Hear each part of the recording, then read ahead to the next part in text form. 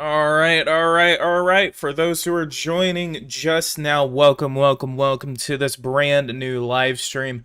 Today, we're going to be doing a brand new weekly podcast. I know I haven't done it in the past week, even though it says weekly, but I like to shoot to get these out at least every one, maybe 2 weeks at most.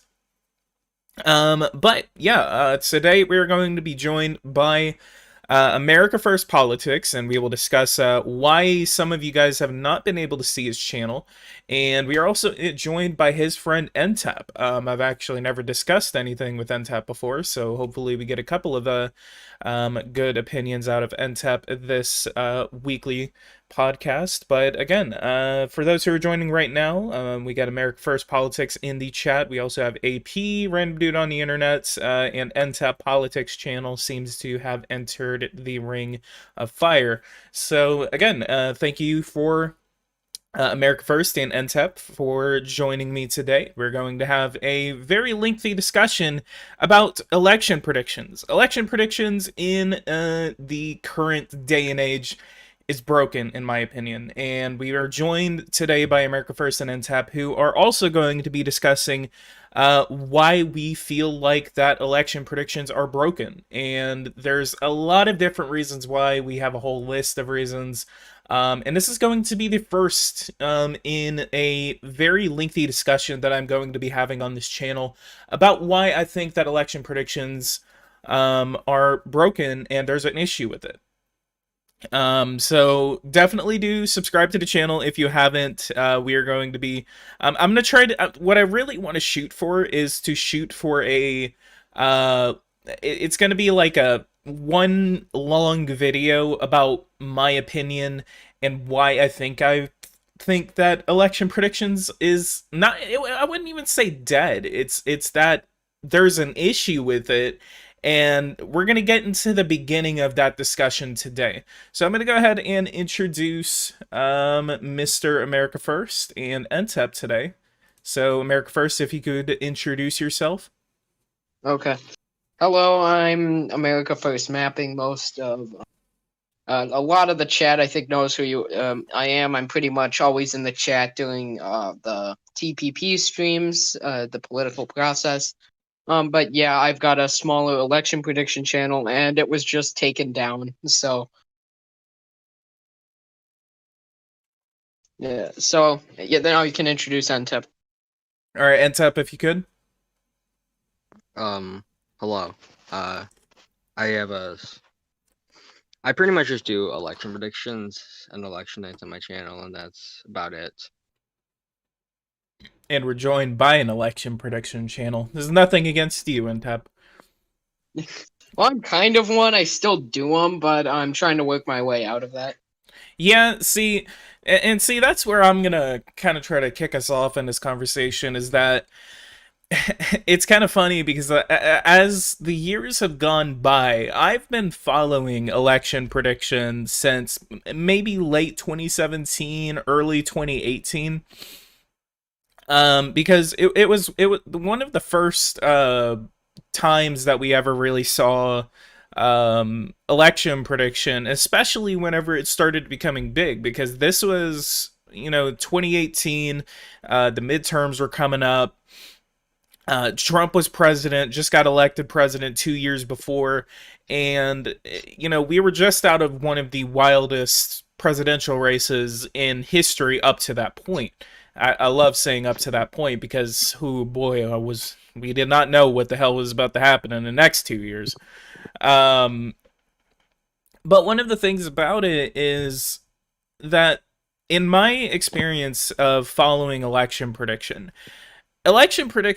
was very cool at first because it was just like, I wonder if this is what's going to happen. And, just having a lot of basic information, maybe it seemed a little more complicated at first.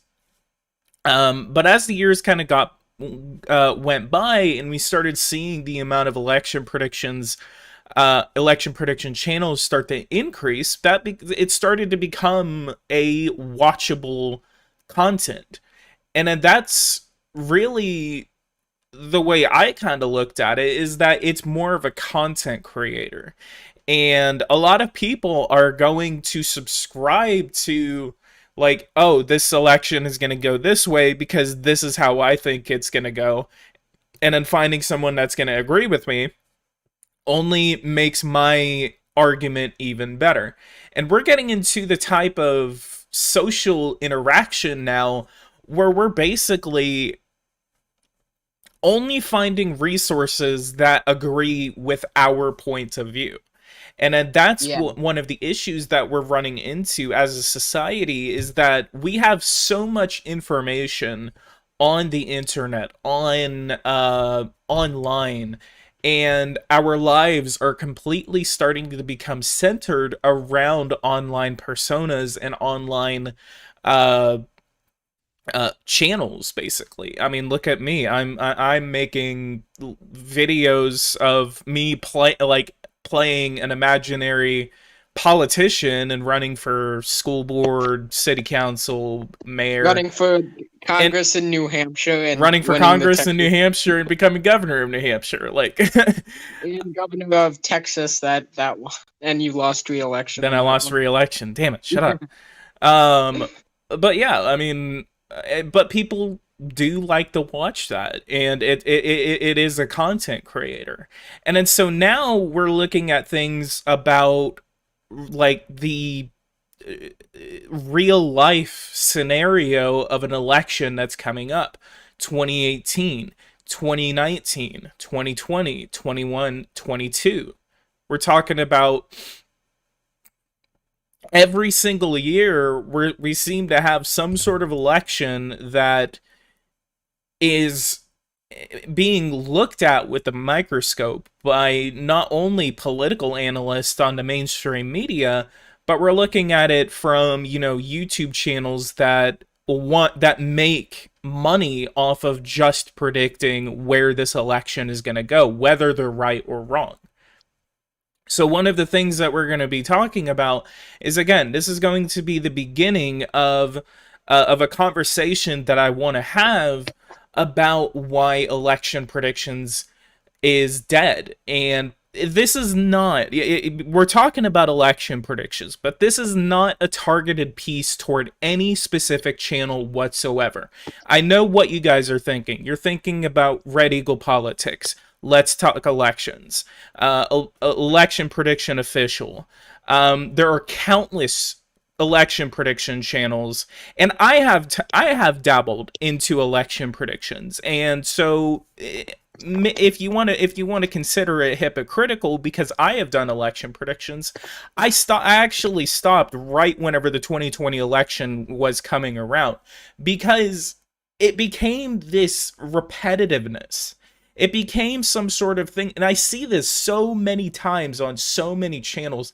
And whenever I make this video, I'm going to be taking pieces from different kinds of channels and then using that into into my points. So we're only going to be discussing it. I'm not going to be going through any specific channel today. We are going to be talking about specific videos and talking about specific channels, but we're not going to be looking at those today. Just look forward to that video that I want to make. Hopefully I can get a couple of election prediction channels to kind of join me on it. So I'm going to start getting those. I had already said I would help you with it, so yeah. So or maybe if you could get someone like Red Eagle, though, so he's probably not going to. I think I might. I think I'm gonna try to see if I could get Red Eagle into it. Get his opinion on it, kind of like what he thinks about it. And then we could go from there. But I think I think there's a way for me to contact him, so I'm gonna actually try to do that in the next couple of days. But thank you for reminding me about that.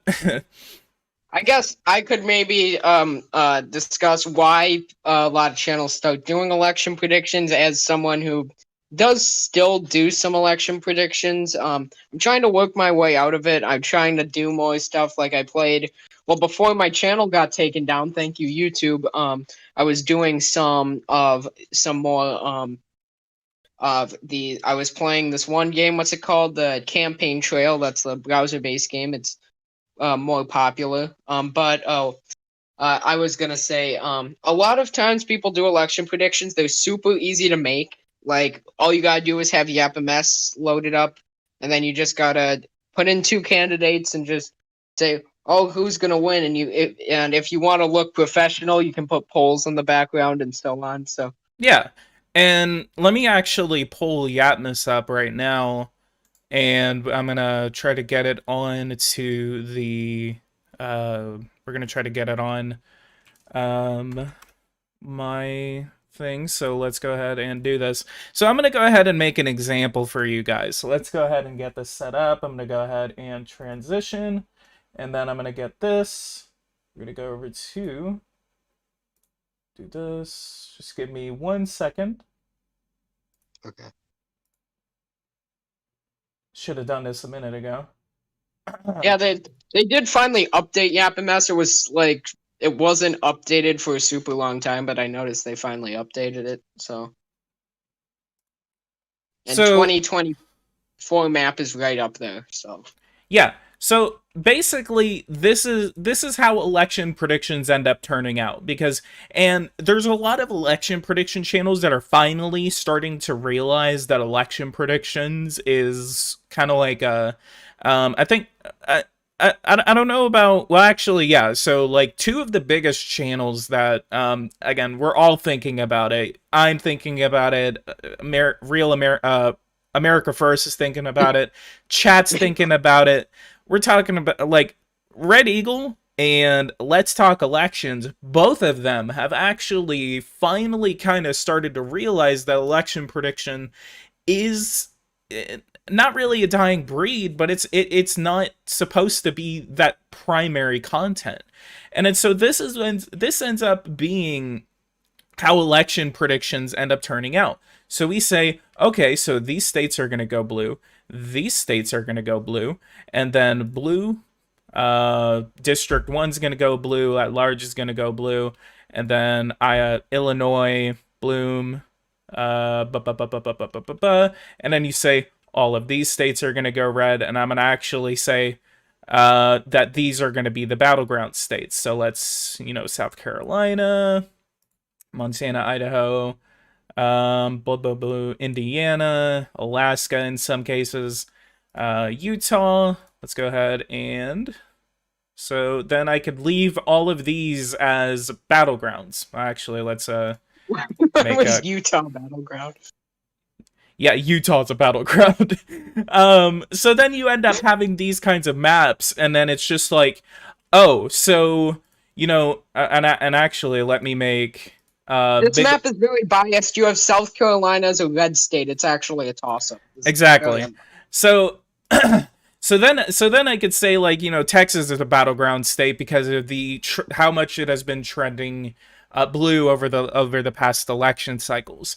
And then you have, oh, well, the Rust Belt has voted blue since every election since 2016. So that means that, Michigan and Pennsylvania are obviously going to be going blue. And then Minnesota, obviously, they actually trended more blue toward in the 2020 election. So we could say that they're going to go blue. Wisconsin is, the reddest out of the bunch, but they're still going to vote blue because of the WoW area. Ohio, red. Iowa, red. Georgia's trending blue, so they're obviously going to be staying blue. North Carolina's trending blue. Obviously gonna go blue. You gotta say it's obviously gonna go blue. It's obviously going to go blue. Florida, they're basically a lost cause for the Republicans, but they have a very likely scenario in which they go blue because of the Hispanic population. Texas is going to go blue because of the trending demographics and all that. And that's what really gets me, is that whenever we talk about why a specific state is going to go blue, and this is one of the points that we have, and we have several points about this. One of the biggest things about this is that basically one of the only reasons that people say that a specific state is going to go blue, and I see this most often with Texas, and this is where it kind of like, it makes me really, really mad, because it's like, Texas is going to go blue because of the growing Hispanic population, assuming that they are going to vote Democrat.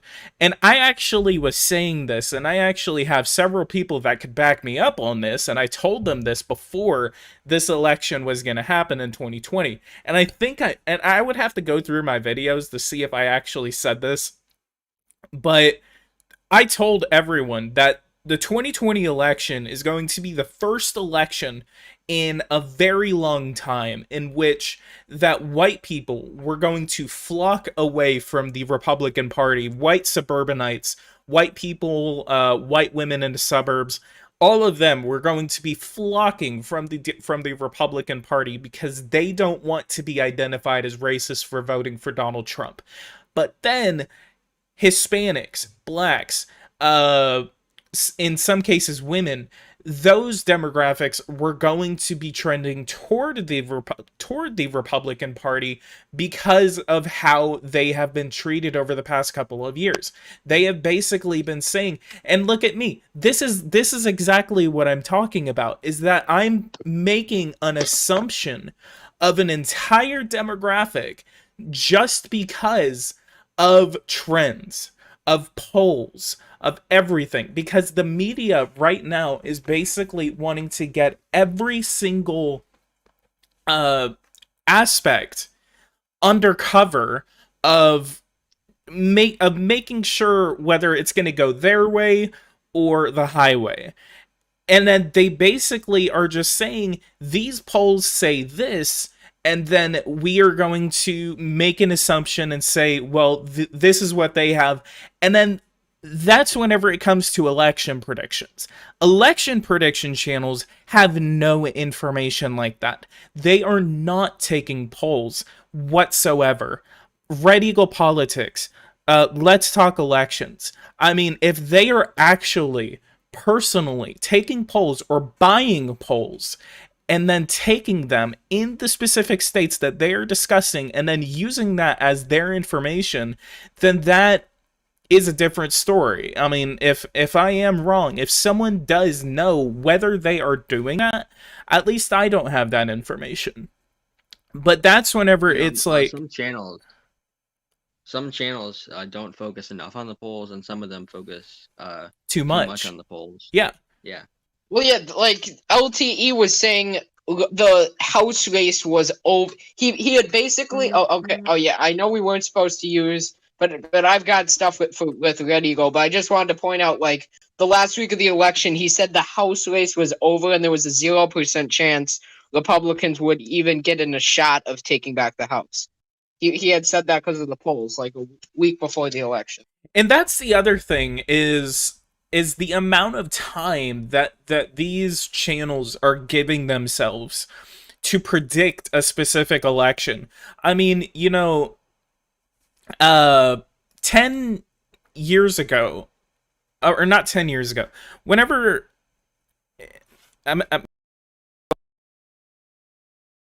You're cutting out. am I cutting out now? No, I can hear you now. Okay, yeah, I accidentally hit my mic. So the thing about it is that the 2020 election was extremely easy to kind of predict because, it was specifically about what Trump was doing. It was about the treatment of women. It was about the economy. It was about his assassination of Qasem Soleimani. There were specific things that we could look at and then say, that's going to make it go this way or that's going to make it go that way. But then, that's a problem in itself, as we discussed a minute ago. But then, we had no idea what the hell was going to happen in 2020. We had one of the largest civil unrests in American history, the largest national civil unrest since... You mean the fiery but mostly peaceful protests? I'm not even going to go into that, but... Because there are specific reasons. Again, that's going to be a whole different discussion in itself. But it was the largest civil unrest in American history since the year 1968, and then the largest pandemic and the deadliest pandemic since 100 years ago with the Spanish flu after World War One. You cannot predict that that is going to happen. And then now we could say, oh, well, if COVID didn't happen, then Trump would have won the election. That is a possibility. But then we couldn't predict that if COVID did not happen, what would have happened in the first place? Could we have gone to war with Iran? Could we have gone to war with China? Could we have gone to war with Russia? And if so, then who would the blame be pinned on? A lot of people would say the media would have pinned it on Trump. But then it's just that we cannot predict. There's a lot of things that you can predict about a state, but that's with the information that you have on hand. And that's why you see a lot of these election prediction channels basically coming out and saying, making multiple videos over the course of an entire year. Because as soon as the 2020 election wrapped up, and even before the 2020 election wrapped up, we were already seeing 2024 elections. We were already seeing 2026 election predictions. And then that's whenever we're like, we don't know that information at the moment. And then that's one of the reasons why I kind of stepped out of election prediction, is because it's basically, this state is going to go this way because I believe it's going to go this way. And I mean, after the incident in Texas, whenever Texas had that massive snowstorm, I live in Texas. A lot of people know that I live in Texas. And that is possibly going to be a conversation whenever 2022 comes around. That is most certainly going to be a conversation that a lot of voters are going to have on whether the government at the time, Greg Abbott, Ted Cruz, blah blah blah blah blah, whether these politicians in power made the right calls. And Election Predictions Official, I can specifically remember watching something. I think America First, you sent this to me. There was a video that he made, and he basically said Texas is going to go blue because of the Cancun trip. That just because that was Let's Talk Elections who did that. I don't think that was. I thought that was Election Prediction Official. No, it wasn't. That was Let's Talk Elections who said that. I really don't think. Well, I mean, I know LTE actually said something about it, but I specifically remember there was another channel that made a comment like that. I sent you one from this guy named Political Analysis, who's also it was him. It was him. That guy. Political Analysis. Political Analysis made a video basically talking about the 2022-2024 Senate elections. And he basically said that the Cancun trip was going to be why Texas voted blue in 2024, whenever Ted Cruz is up for election. And I don't know why, but just hearing that was just like, why are you saying that? And then that's whenever I remember. It was that is basically the equivalent of like all the conservatives who were saying Minnesota was guaranteed to go red in 2020 because of the George Floyd riots. Exactly.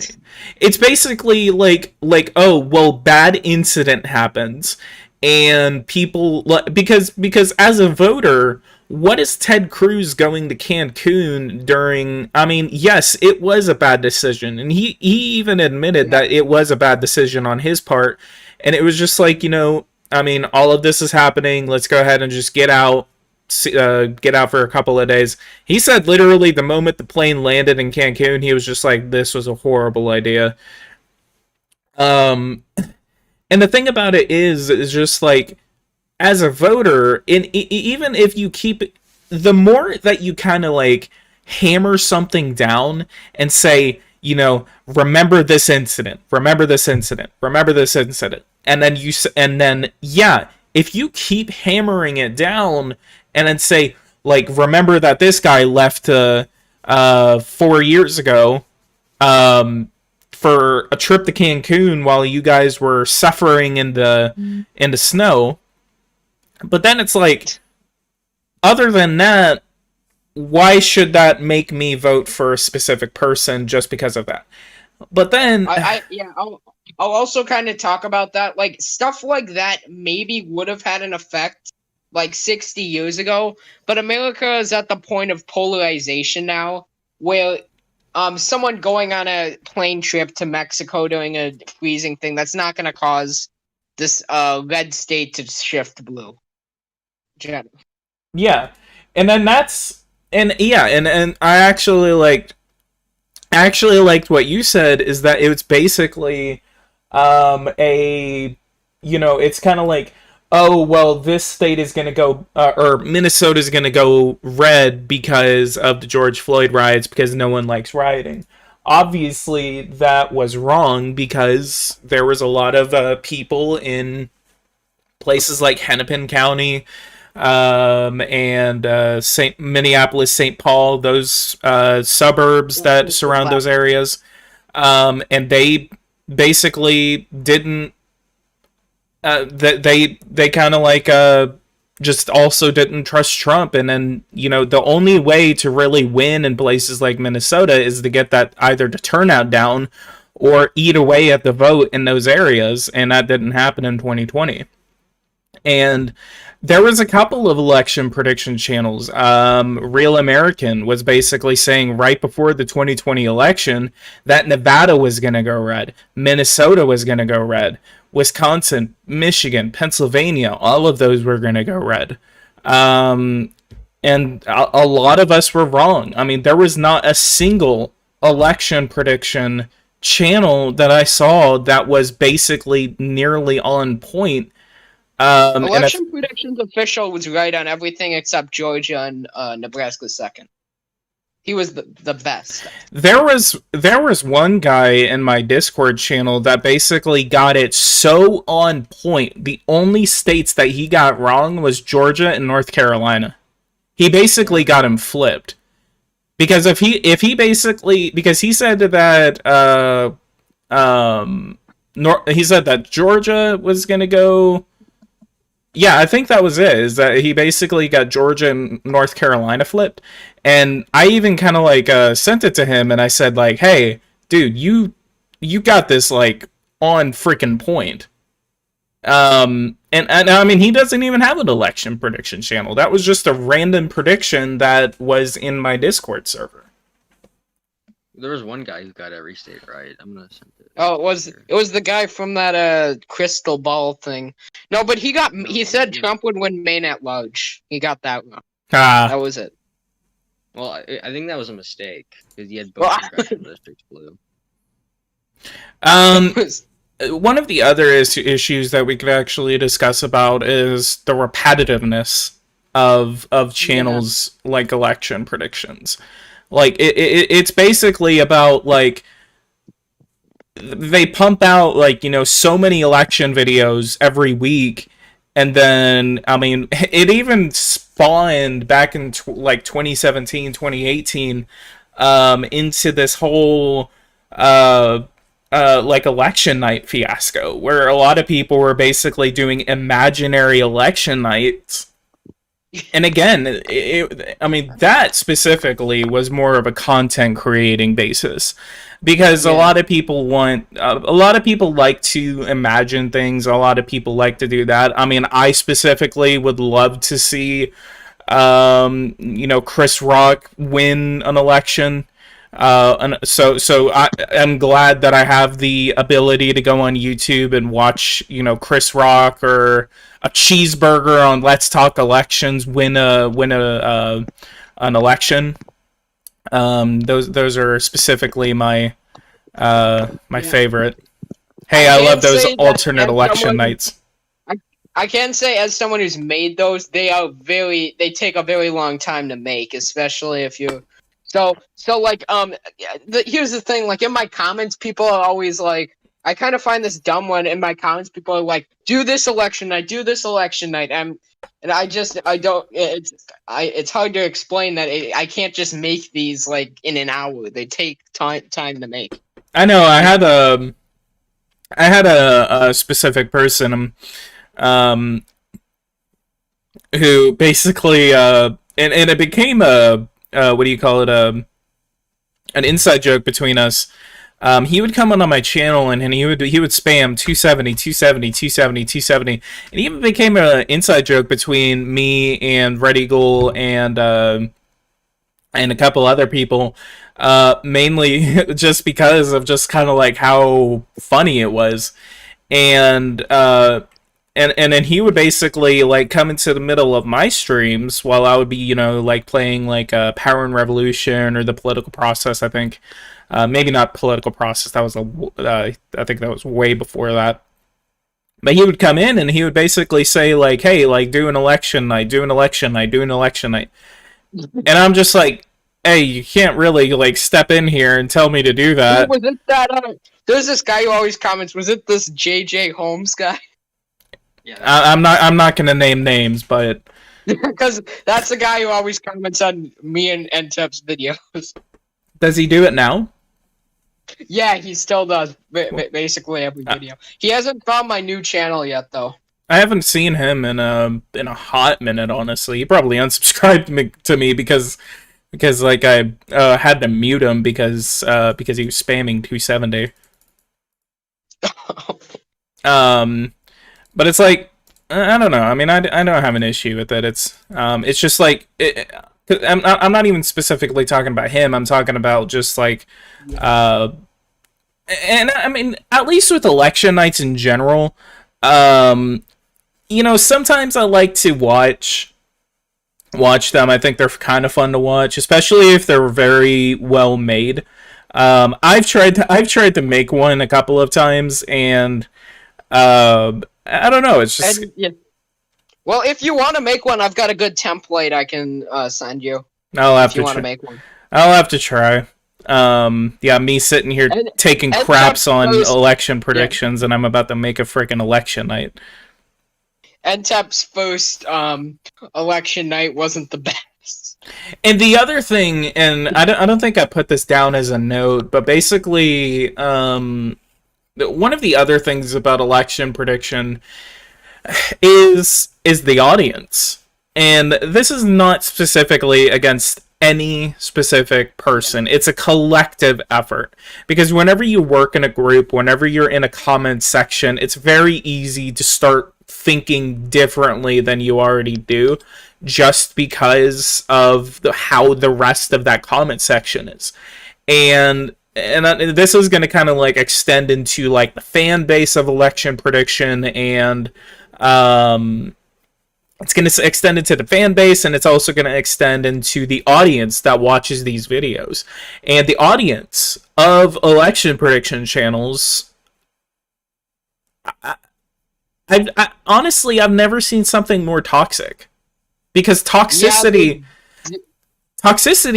is really, I mean, it's really easy to come by whenever it comes to the internet, and I mean, with the election, with the audience in the discords, in the comment section of Let's Talk Elections and Red Eagle Politics, I mean, they're just awful.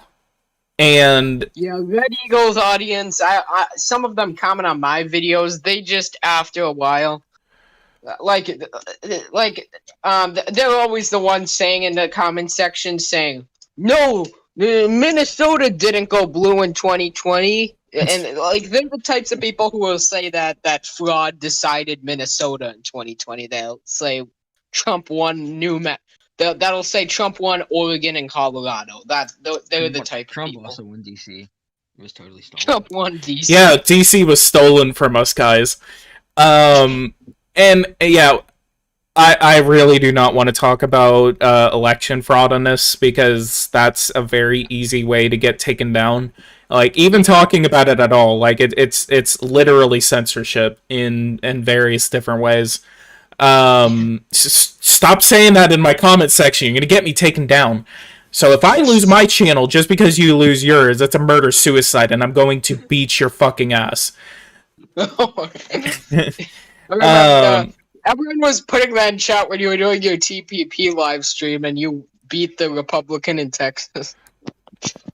What was I talking about? It was but basic. Okay, yeah, fan bases. one of the things that one of the things that I really want to see on LTE and Red Eagle Politics is the amount of videos that basically it ends up like, because there's a feature on my channel basically where you can see in specific videos where everyone is going to watch, and then so I know for a fact that about maybe 50, 40, 30, 40, 50% of the views that go to those channels immediately, and I'm one of them, because I don't know, just election prediction. I just cannot stand election prediction anymore. They immediately go to the very, very end just to see what the results are, and then that's whenever they go to the comment section. Because a lot of people, I know for a fact, there are so many people that immediately are just like, 10-minute long election prediction video. I'm going to explain, why I think this specific state is going to go this way. We're going to color into states that that we already know where they're going to go. And then, at the very end, they even say it. I know Let's Talk Elections even says it. He basically says, like if you're skipping to the end of this, this state's going to go this way it's going to go this way, blah, blah, blah, blah, blah, blah. I tend to say that too at the beginning. At the beginning of every video, I say, or if you want to go to the end of the video and just leave a comment. I'll always say that at the beginning because that's what people do on my channel too. They'll like this was a big problem on my Trump versus Bernie alternate 2016. It just got like flooded by these people who can't stand.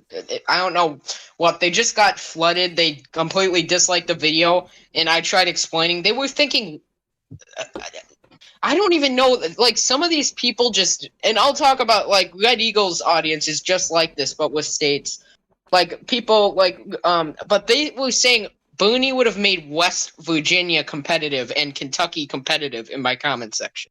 Which, and even with Red Eagle's also got those comments that say Delaware was going to be competitive, that Illinois is going to be competitive as well,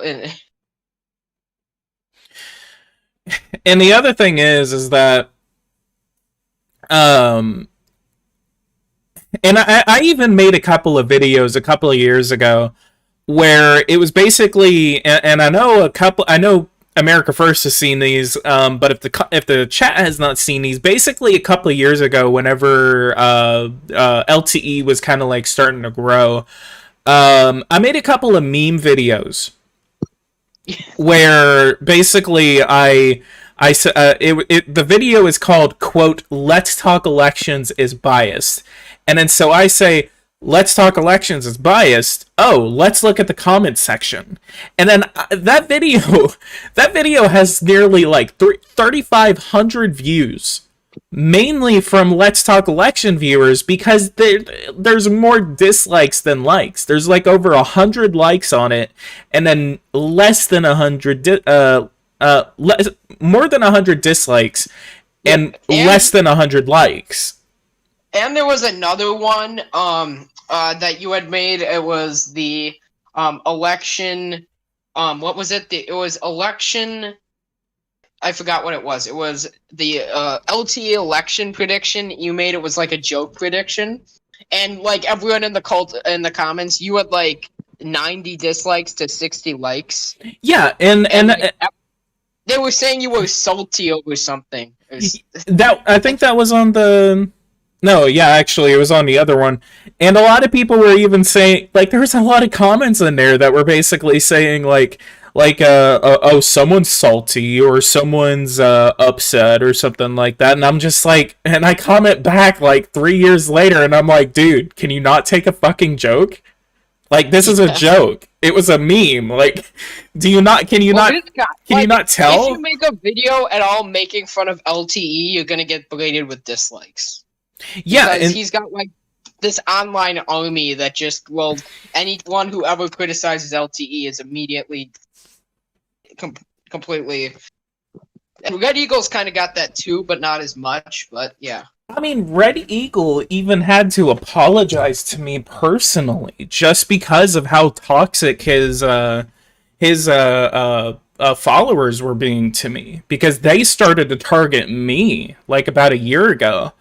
And it was really hard. And at the time, I was going through like the worst bout of depression that I've ever gone through in my life. And that coupled, it was to the point to where, like, I had like 400 people on my Discord server, and they rated it and posted a bunch of inappropriate pictures and just everything. And they, it made me feel even worse, just kind of like seeing what happened. And the whole Discord kind of got effed over because my stupid ass gave someone mod, and then they made other people mod, and then that's whenever it was kind of like a snowball effect, like a really quick snowball effect. And I had to delete the server just because of just how bad it got, and then make a completely new one. They rated it like once, and then after that, that's whenever they left me alone, because I just stopped talking to Red Eagle. I stopped talking to a lot of different people, and it was just really bad. And I don't like toxic extreme politics, and that's the other thing, is that a lot of people, and especially the followers, like, they like what these people talk about. They like to hear them say what they say and then agree with it. But then you have these people that go in there, and then they sometimes take it to the extreme. And I'm appreciative that Red Eagle kind of like noticed what was going on, and then he was just like, dude, I'm sorry for what happened. That was way out of line. And I'm just like, yeah, thank you. I appreciate that. So it was a fun time last year. His super chats, like, I think honestly, like, some of the super chats he gets, he actually thinks this a lot of times. He thinks like a lot of channels are sending like people to be extreme, and then send super chats like saying white supremacist stuff and getting him to read it, but then he just deletes the stuff.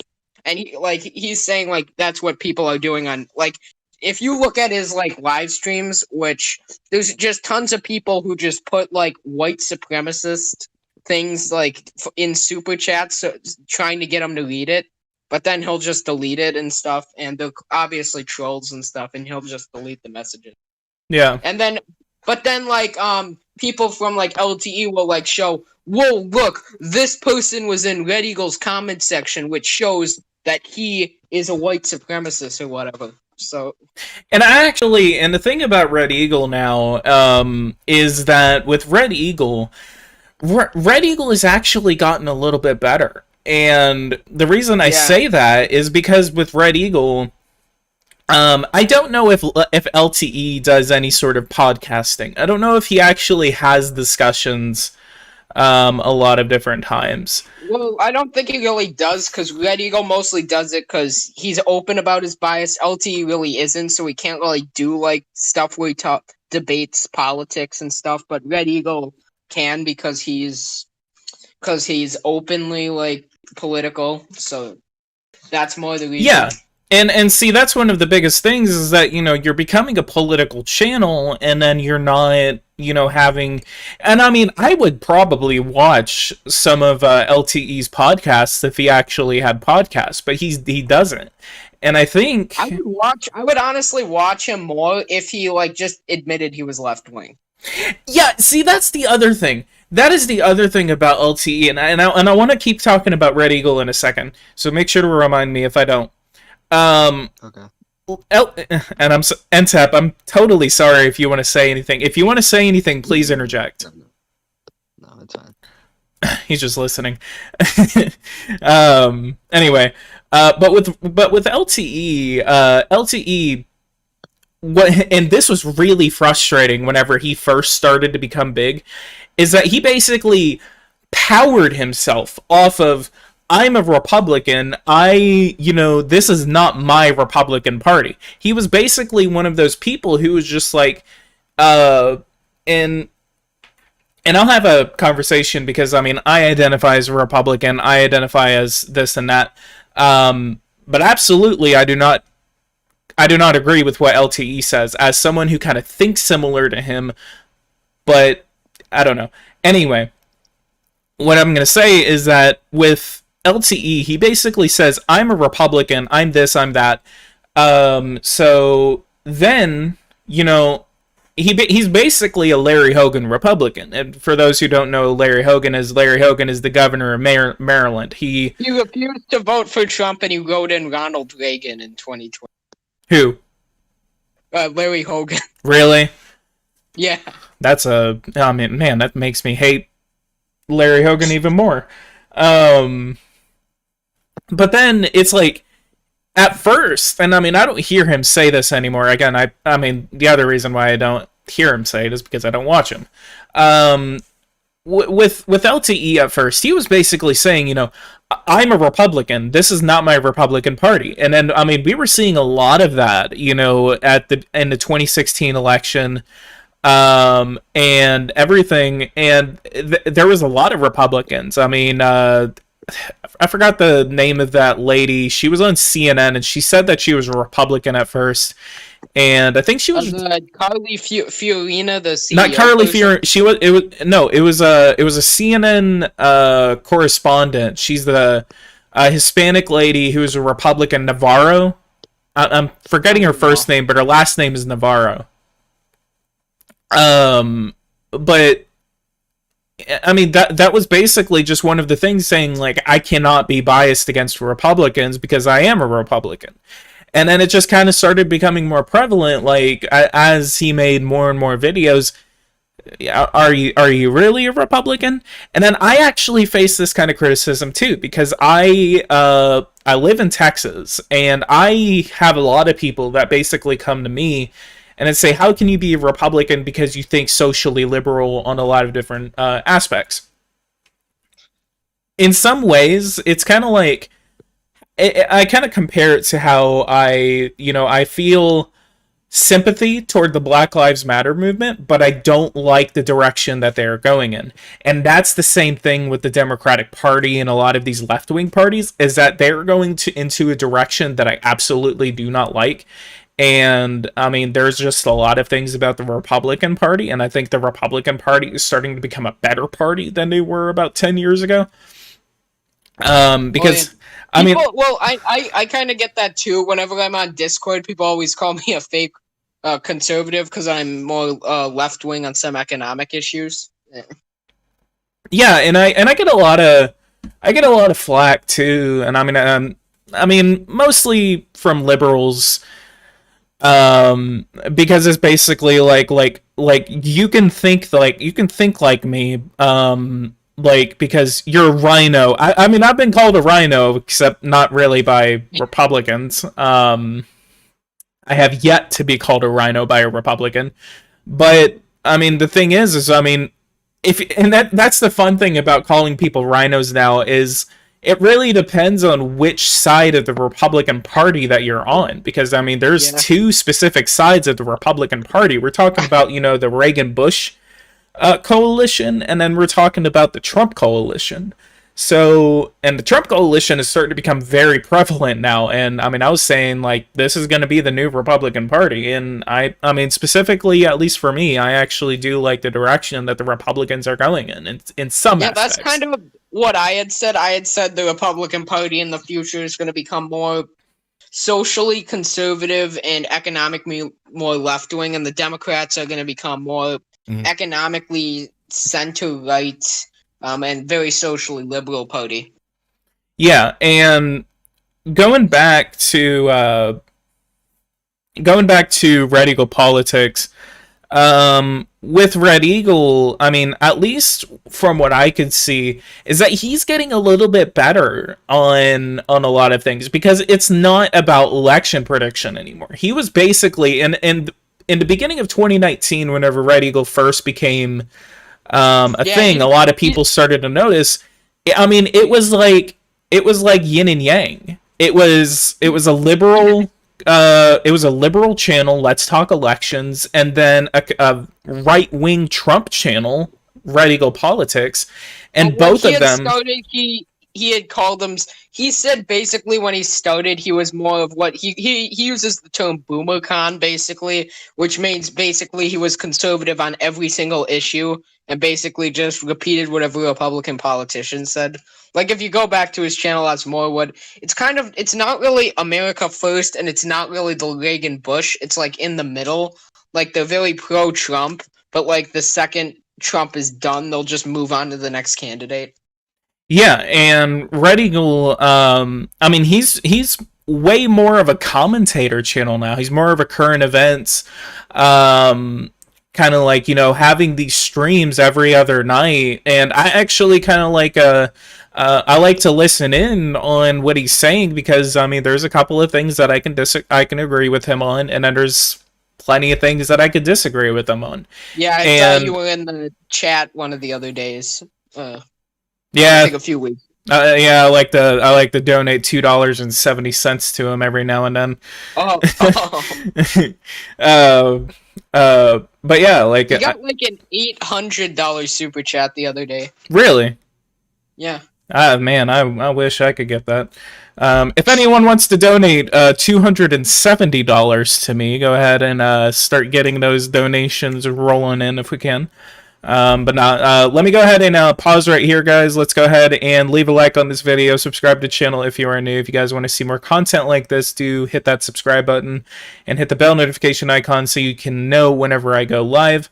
And if you guys want to ever join in on this podcast, I would love to have people on. The only reason I didn't really have streams the other day.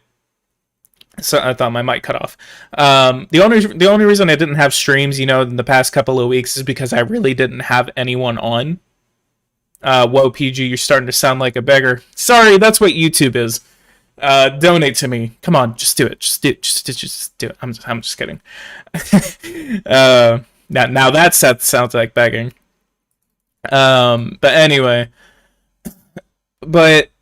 Basically, with Red Eagle, I mean, he has gotten a little bit better. He's basically more of a commentating channel now, and I'm glad that he at least kind of like noticed that, election prediction wasn't gonna get that far. And it's great content, but it's probably not gonna pay your bills. And what he's doing now, that's definitely absolutely paying his bills, I think. Yeah, I do think pretty much. I know in 2016, all of the election channels were mostly left wing. Red Eagle was like the first somewhat big right wing channel, like election prediction. Because they were before him, they were pretty much all left. Like Real Americans started around the time Red Eagle did, and like sure there were election prediction channels that were right wing, but not really big ones. So yeah. What PoliticsGaming said about Red Eagle with money? What? Oh, sorry. I just got confused for a second. What PoliticsGaming said about money? Election predictions, just filling out a map for a video, really just isn't that interesting. But commentary is interesting, and people will actually want to watch that. Yeah, that's why my election nights before YouTube took my channel down. Like before it, all my election nights had way more views than my general predictions because they're more fun usually, the election nights for people than just a prediction because you've got like all the leads and stuff. It's kind of interesting. Yeah, and at least, and I think we're really late on, on these kinds of takes, and that's why I really want to make like a dedicated video to it. Maybe, I mean, if I could get the big kahunas into it, kind of like get their thoughts on it, that would be amazing. So I'm gonna try to see if I can at least do that. I think Red Eagle would probably be more willing to do it than LTE. I think it's going to be a lot harder for me to get LTE. on board, but I'm sure I Red think, Eagle would be interested, probably. yeah, I think Red Eagle might actually be down for it. So again, I think once I'm done with this stream, I'm gonna try to see if I can possibly get him on board. And it's not even like a, it's gonna be like a little dedicated section where it's kind of like their thoughts on it. It's gonna be like a mini interview or something like that. Because Yeah. I mean they've been around the longest, and I've been somewhat around with it just as long as they have. I mean, I remember whenever Random LTE topic, though. was. If you only put Red Eagle in your video, like you're gonna get dislikes and people are gonna call you right wing bias. That's what what's that guy's name? There was this alternate history channel named Moinger Z, I believe. He's got a pretty good channel, but he made a video on what if Trump had died before the election. He had Red Eagle in it, and like all these LTE people in the comments were saying, "Oh, you biased! You had Red Eagle in your video," and all. So, there was one time, and this is kind of off topic, but it's not exactly off topic. So I got suggested this video once, a couple couple weeks ago or something, or I think it was like a week or two ago. It was a bit ago. But anyway, there was this one video where I got suggested to it for some reason, and whenever I looked at it, it was literally Lisa Murkowski saying "nay." Streams go off topic real fast. Yeah, whenever you're talking for nearly an hour, I mean, it's good to go off topic at least once. But it was like Lisa Murkowski saying "nay," and then so I'm like, okay, that's kind of funny. So I look in the comment section. And this video has like several 100,000 views, and I bet money that like that video maybe had maybe less than 100,000 or something. But the only reason, the only reason that people started getting suggested to, including me, is because Let's Talk Elections and Red Eagle Politics both commented on it. And then Let's Talk Elections even made a comment, and it was kind of funny because he said this is gonna make Lisa Murkowski lose in 2022 or something. It was funny. So I mean, at least he's having a little bit of fun with it. But I thought it was a really funny. Red Eagle comment. I think Red Eagle basically he said like one word or something, or he said like an emoji or something. But he kind of said like it was Let's Talk Elections, and then Red Eagle Politics kind of like said something else, and then I commented and I said like that's very rare for both of them to comment on that. I know I thought it was like the Arizona Ranger and the Texas Red or whatever from Big Iron like coming together or something. Big Iron. Oh yeah, I know. There is something I think. Because Red Eagle did go on that guy's channel, the Alternate History channel, who had more subscribers, and it coincidentally happened on like 2 weeks after Let's Talk Elections went on Mr. Beat to gain more subs. Wait, Red Eagle was on Alternate History Hub? No, not Alternate History Hub. He was on this channel called Moinger Z. He did a collab with Alternate History Hub once. Moinger Z. If you look him up, he's a pretty big channel. He had Red Eagle on. Huh. I actually have not seen that, so I'm gonna have to. I'll have to find it. I'll link the video in the chat. The other thing that I think is kind of funny about both of the channels is that both of them are guilty of clickbait. I mean, beside that one... Did he leave?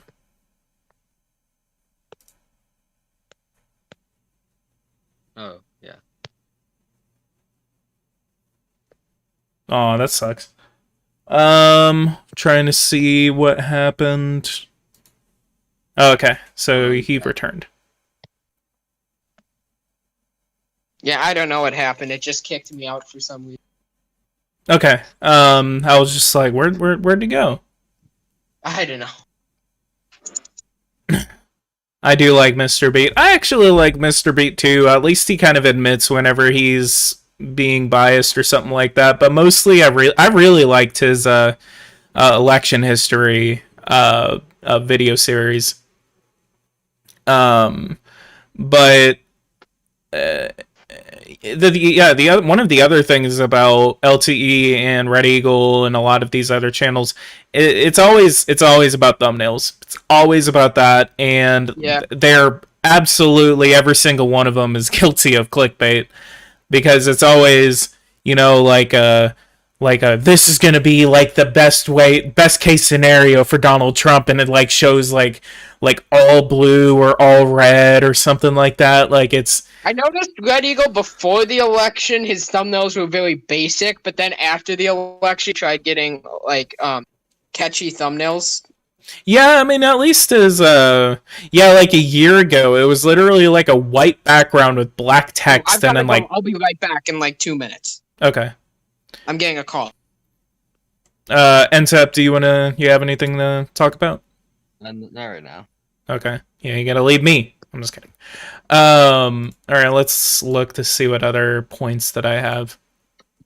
One of the other things that I do have about it, and I think we're gonna be wrapping this up pretty soon.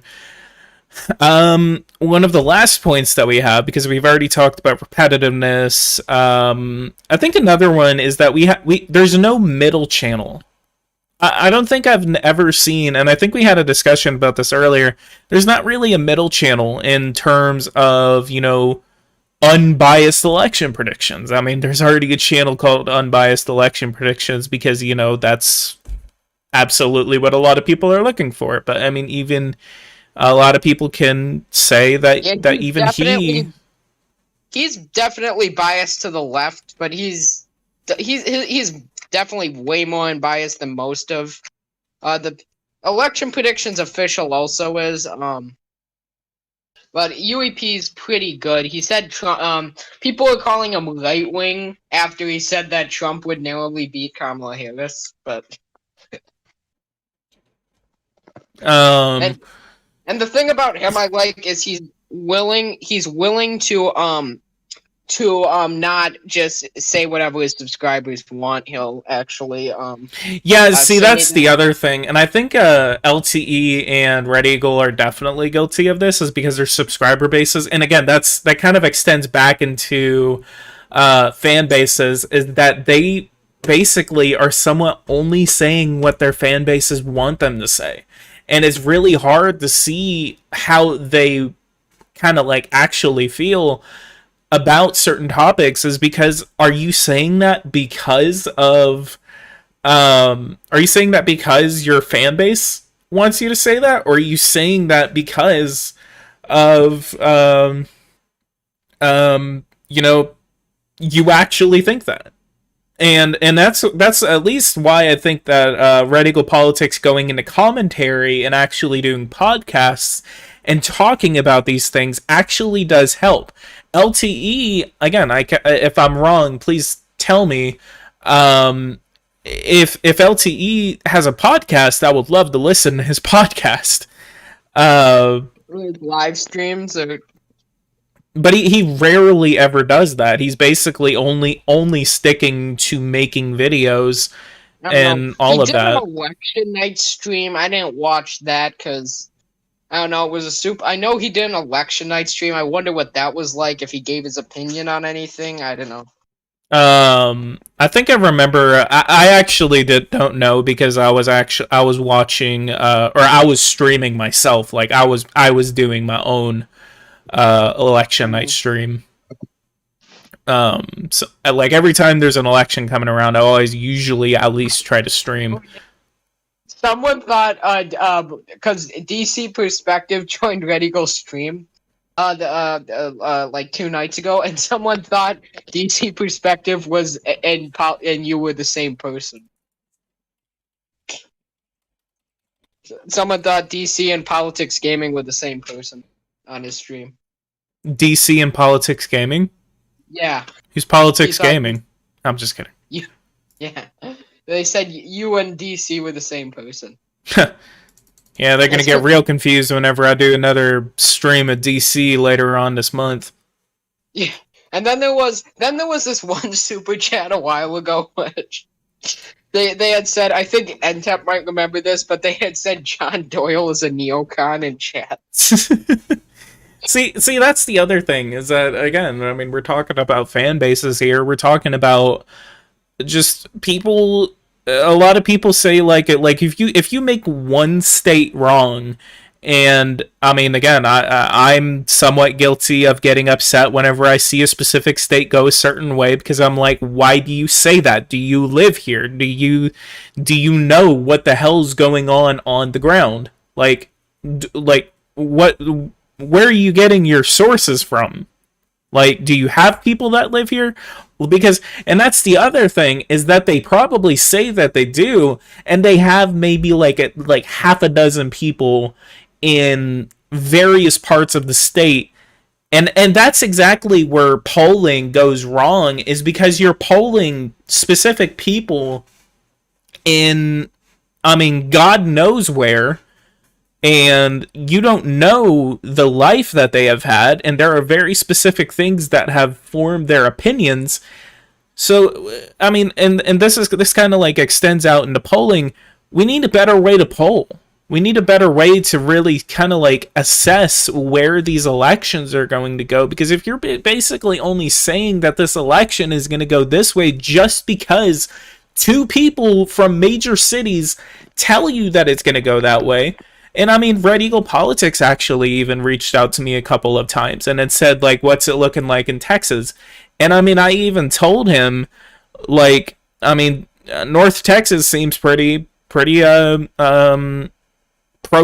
but I mean, there's a couple of places that are wrong, or not wrong, that seem to be trending in a certain way. But I mean, it's been a pandemic, I can't really say for sure. But then, I mean, it's like, I mean, and then I actually should have kind of said something to him beforehand, because when there was one time, like a few days, like a day or two before the election, I went to Tarrant County, and I mean, I was in a white suburban neighborhood. And I mean, very rich suburban neighborhood in Tarrant County. And whenever I was there, I saw zero Trump signs. And I looked at this area whenever the election was over, and we saw the trend maps and where specific precincts went for the election. And yeah, I mean, that place just swung so hard to the left that it was just, I mean, a lot of people saw it coming, but then a lot of people, didn't see it coming. So it was interesting. Let me read chat. Polling under samples some groups, and that's the problem. Some Trump supporters troll the posters. White. Yeah, absolutely. Well, it is kind of funny. Sometimes I'll get into arguments in LTE comments. Like, there was this one guy who said Wisconsin was going to go blue by 7 points in 2022. And they were trying to say that, well, look at the WoW counties, they're moving left. And I was trying to tell them that they move like a minuscule amount left in 2020. It was mostly because of high turnout in places like Milwaukee and Madison. And they were like, no, they're not, and it's kind of dumb because they act like they know the state of Wisconsin, like they've. It's just kind of. Yeah, and that's the thing is that a lot of people, and especially whenever it came to Wisconsin, I mean, in my opinion, and I was saying this before the election, I mean, I was saying that if there's going to be one state that is going to go red, it's not going to be Pennsylvania. It's not going to be Michigan. I mean, there was a chance that it was going to be Pennsylvania, but it was going to be Wisconsin. And one of the only reasons I said that is because, I mean, it's because Wisconsin is a little more to the right than any of the other Rust Belt states. But then, I've never been to Wisconsin. I've never been to Milwaukee. I've never been to Kenosha. I've never been to Madison. I've never stepped foot into Wisconsin. The closest I've ever been to Wisconsin is Pine County, Minnesota. That is the closest I've ever been You to haven't been to Wisconsin. Chicago at all? No, I Uh, want to. what was I gonna say? Well, yeah, and here's another thing. In the state of Wisconsin, it just had super high turnout in the Milwaukee and Madison because Biden only won 2 congressional districts. There are 8 congressional districts in the state. Trump won 6. Biden won 2. So, because they just had high turnout.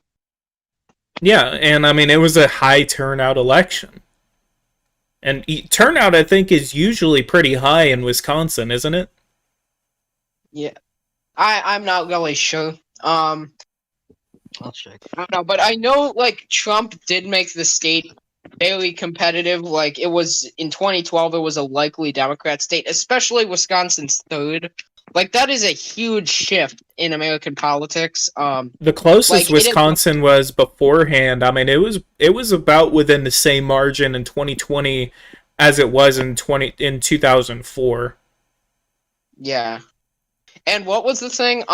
It had voted in what was I gonna say? In yeah, Wisconsin's third in 2012 voted it had voted like 40 like it was 63% for Obama, that district. It was 56, I think. And then Trump came in and he won it by like 51 because it's a very populous district. And like that's the thing I didn't get. Like that district also shifted right in 2020, and all these LTE people are gonna say were saying like, oh, the working class is betraying Trump. Look, it's gonna happen. It's gonna happen. But then like all across the Rust Belt, you saw like all these blue collar areas shift right, even though Trump was a lot less populous than his campaign in 2016 was. Yeah, and that's actually the other thing is it's basically it's basically these people that, and I'm not gonna go into anything personal about LTE or radical politics. I don't know them personally, but it's really easy to kind of like, predict how people are gonna vote because of past elections. But then, circumstances change. It's always about life. It's about what life does to you, and then that is going to influence where your vote is going to go. I personally have not really lived the most privileged life that a lot of other people have lived. I mean, whenever I was 10 around there, I was nearly homeless, and it was pretty hard growing up. And I mean, even after I got out of that situation, it still wasn't really the best situation that a lot of people could have asked for. And I mean, a lot of those things kind of influenced my vote, or at least my opinions, because I couldn't vote until 2016. And I mean, I was a stone cold hard liberal until 2016. And then that's whenever I started getting into politics and started understanding a lot of these things. And it was, I wouldn't say eye-opening, but it was there's a lot of different instances. And then it's like, oh, well, we're the party of, getting you out of homelessness or stuff like that. And then, we're just going to completely ignore everything that you want to talk about and do. And then, you want this little socialist guy from Vermont? Oh, no, we're going to cheat the entire thing. And then we're going to throw this corrupt old lady in there. And then that was the moment I was just like, nope, I'm out. I ain't voting for y'all. They said that is actually what the Republicans would have tried to do if but the thing was Trump had just won the primaries by way too massive margins in 2016 for them to be able to do that. And like the 2016 was a lot closer than Republican primaries between Hillary and Bernie. Yeah. And the weird thing about 2016 was the main contenders in the Republican one were Trump and Ted Cruz, but and they were both pretty anti-establishment, but the Democrats had an establishment and an anti-establishment candidate. So Yeah. We've been streaming for about an hour and 15. Is there anything else that you guys want to say before we wrap this up? Talk about my chance of getting taken down. I don't know. Yeah, we could talk about that.